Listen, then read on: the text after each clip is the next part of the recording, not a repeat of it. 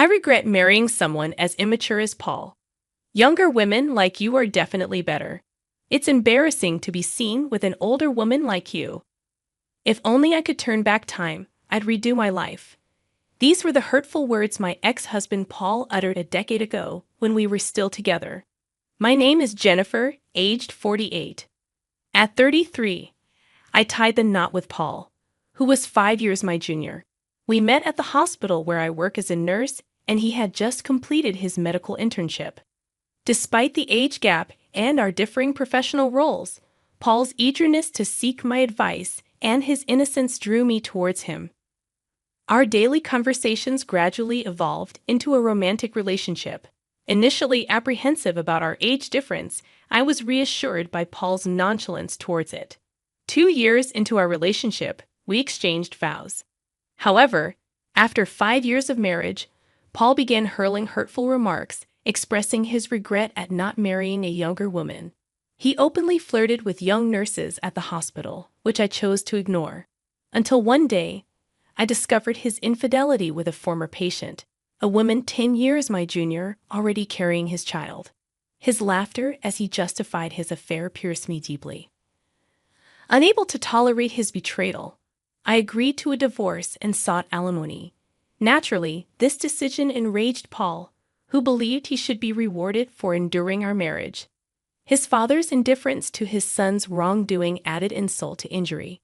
With Paul adamantly refusing to pay, I reluctantly sought legal assistance. Enduring hurtful remarks during our marriage and facing his infidelity, I refused to back down silently. With the lawyer's guidance, I rightfully received the alimony I deserved. We parted ways, and I began living alone, terminating our shared apartment lease. Paul's departure to a new hospital came with more insults, leaving behind judgmental whispers that plagued me. The constant gossip eventually took a toll on my mental well-being, prompting my decision to leave the hospital after a period of aimless drifting. Realizing my love for both work and physical activity, I actively sought out a new professional environment. Fortunately, a small maternity clinic just 2 stations away from my current residence was hiring nurses. Following the interview, I was immediately welcomed into the team, despite the clinic's minimal staff of both doctors and nurses. The atmosphere felt warm and inviting, conducive to providing excellent care for patients. During one of the clinic's relatively calm days, a pregnant woman, referred from another hospital, arrived for her appointment. Upon hearing her name, which happened to be the same as Paul's affair partner, I couldn't help but wonder if it was just a coincidence. Confirming her husband's name as Paul, a doctor, it became undeniable that she was indeed my ex-husband's current spouse. Despite the unexpected encounter, I hesitated to reveal their connection to anyone else. As days passed, I found myself unable to address the situation. Then, one day, Paul and his wife came in for a checkup. Paul's eyes widened in surprise upon seeing me, clearly not expecting our paths to cross again. Truthfully, I had hoped to avoid such encounters, especially in a setting like this. "What are you doing here?" Paul's accusatory tone made his wife realize who I was. "Wait, is this? Did you come here to harass us?" His words stung, and I struggled to explain that I had been working at the clinic long before knowing of their proximity. Disregarding my explanation, Paul continued his tirade, accusing me of stalking them and causing trouble. Despite being clearly in the wrong, his words drew judgmental stares from those around us, making me feel uncomfortable. Fearing for their safety, Paul's wife feigned distress, insinuating that I posed a threat to her and the baby. With that, the attending physician intervened, urging me to leave the examination room to diffuse the tension. While I understood the necessity of prioritizing the patient's well-being, the encounter left me feeling shaken and unfairly judged. I found myself in a situation I didn't want to be in, feeling utterly miserable. With the details of my divorce now known, something I had hoped to keep private, I became acutely aware of the judgmental glances around me. To add to my discomfort, Paul's wife continued to frequent the hospital, openly criticizing me, despite everyone knowing I wasn't at fault. As a patient, and one with a delicate pregnancy, I felt torn between avoiding upsetting her and respecting her privacy, leaving everyone at a loss for words. Remaining in this environment until her delivery, which was still over 6 months away, seemed unbearable. Despite it being a good workplace, I felt compelled to submit my resignation to the hospital. The director's expression hinted at relief, though I hadn't done anything wrong. I couldn't help but wonder why I deserved such treatment. Exhausted by everything, I couldn't bring myself to search for another hospital job, so I returned to my parents' home. My parents welcomed me without saying much. For a while, I struggled to find purpose, feeling guilty just staying at home without contributing. Eventually, I decided to take a part-time job at a nearby supermarket. It was my first time working outside of a hospital, and it felt refreshing, a change of pace. While I loved being a nurse and found it fulfilling, the weight of responsibility in a workplace where lives were at stake was immense. Living away from that environment was beneficial for my mental well-being. I wanted to avoid burdening my parents, so I tried to manage on my own. Looking back, I wished I had returned home sooner. Around 3 years later, while still living with my parents, I received an offer to become a full-time employee at the supermarket. They recognized my hard work, and I was genuinely happy to accept the position. Over the years, I was approached with matchmaking proposals. However, at 45 years old, I had no intention of remarrying. Politely declining, I was surprised when the manager insisted that the potential partner was also divorced, similar to my situation. Despite my initial refusal, the offer lingered in my mind. I agreed to the arranged meeting, considering our mutual maturity. We decided to meet directly, without intermediaries. Upon arriving at the designated restaurant, my matchmaking partner was already there. As I entered, he suddenly stood up, causing his chair to topple over. His face flushed bright red, and despite his embarrassment, I couldn't help but laugh. It felt like a scene straight out of a novel. "I'm Edward. Thank you for coming today," he said, regaining his composure. "Nice to meet you. I'm Jennifer." Perhaps due to the initial mishap, we quickly found ourselves at ease with each other. I discovered that Edward had visited our supermarket during a business trip and had been captivated by me at first sight. He had convinced the department manager, who turned out to be Edward's senior from university, to arrange our meeting. "I'd like to pursue a serious relationship if possible," Edward expressed. I had come prepared to decline, but unexpectedly, I found myself wanting to see him again. After 6 months of dating, we decided to get married. My parents liked Edward's personality, and they were genuinely happy for us. Our life together, filled with Edward's care and consideration, was truly blissful. Since we were both older, we hadn't planned to have children from the start. However, when I turned 48, my health took an unexpected turn. I wasn't feeling unwell. I was pregnant. I never imagined I'd be pregnant at this age, and certainly didn't expect my discomfort to be morning sickness. I suspect Edward felt the same way when I shared the news. "It looks like I'm pregnant," I said. Edward responded naturally, "That's wonderful. So, who's pregnant? Do I know the person?" "Yeah, I think you know her very well. She's right in front of you," I replied, pointing to myself. Edward looked bewildered, staring at my belly. I'm the one who's pregnant," I clarified. He remained silent for a moment, processing the news.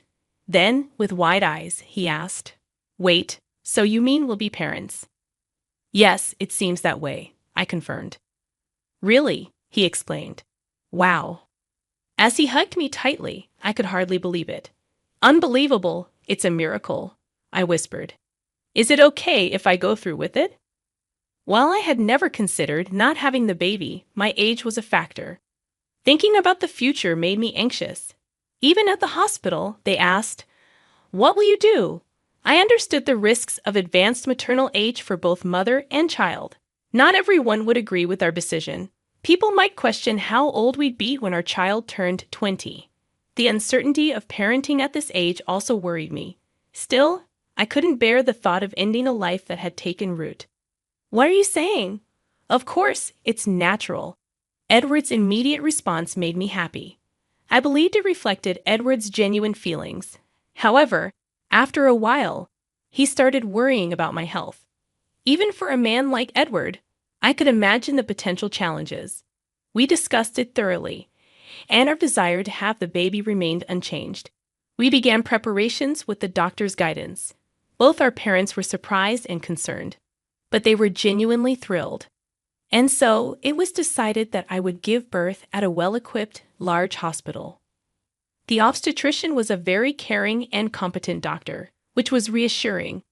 On one of the prenatal checkup days, not only the obstetrician but also an internal medicine doctor came for extra precaution. Edward was supposed to be there too, but unfortunately, he had urgent work and couldn't make it. So, I entered the examination room alone. To my surprise, there was my ex-husband Paul. Honestly, encountering him again in such a place felt unbelievable. Ha, seriously. You're a 48-year-old pregnant woman. It's impossible to give birth at your age. He burst out laughing. The obstetrician and the nurse present both had puzzled expressions, but Paul paid no attention. You have no right to say such things. I'm just concerned, I retorted. A grandma getting pregnant? It's gross, he continued. Is that how you treat patients? Even without the anxiety that pregnant women already face, spewing such hurtful words is unbelievable. And you called yourself a doctor. What are you acting all high and mighty for? Besides, this hospital mostly caters to celebrities. Do you even realize that? It'd be better for you to leave before embarrassing yourself, doctor. I'll leave without being told. Giving birth in a hospital where doctors like you work? No way, yeah, just go, doctor, Paul sneered, pointing towards the door. This lady is the wife of the Taylor Group's significant donor. Son's wife, to be precise. Huh? You might not know her since you're new here. He continued, but before he could say more, Mrs. Taylor intervened. This can't be true, but we're complete strangers. Nevertheless, your recent remarks were way out of line. As Mrs. Taylor said, it's hard to believe a doctor would say such things.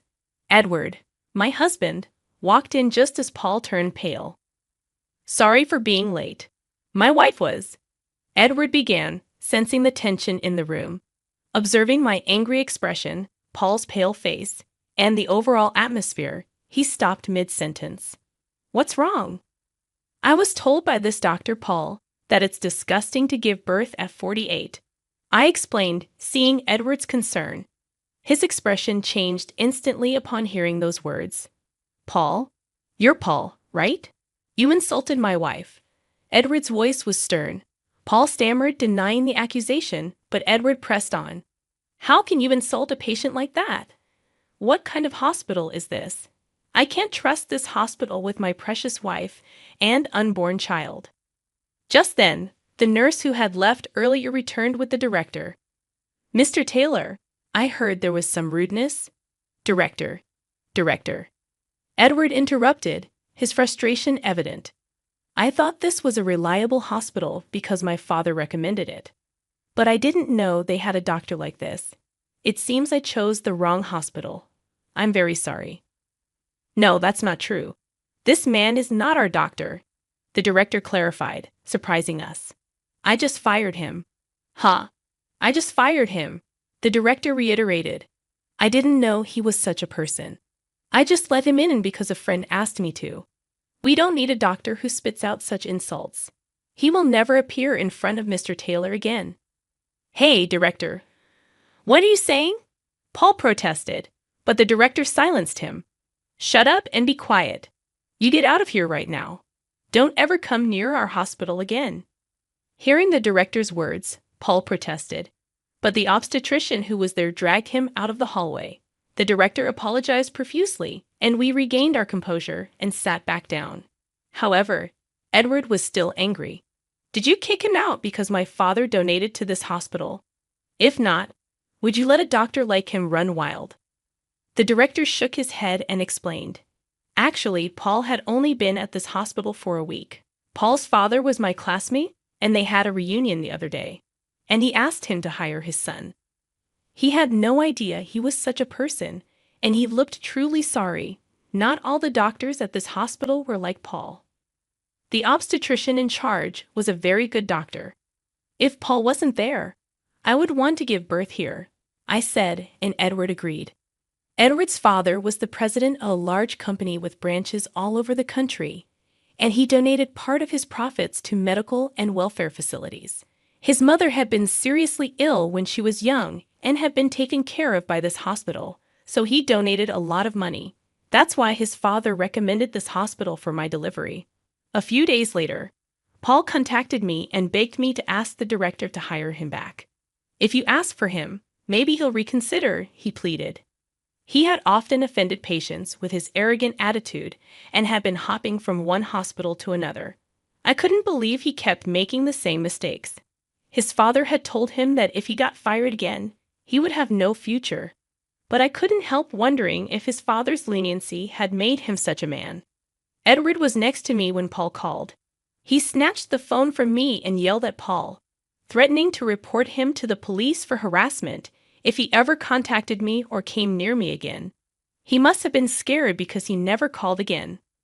Sometime later, I stopped by a convenience store on my way back from the hospital and saw Paul working there. Apparently, no hospital would hire him anymore. He was crying his eyes out, saying that his wife and child had left him. But I felt no sympathy for him. I just decided to avoid that convenience store. The following year, I gave birth to a healthy baby girl. She was so adorable. I vowed to raise her with love and responsibility, no matter what. But Edward was smitten with her from the moment she was born. He seemed to be a very sweet father, so I had to be careful. How did you like this story? Please subscribe to our channel. See you in the next video.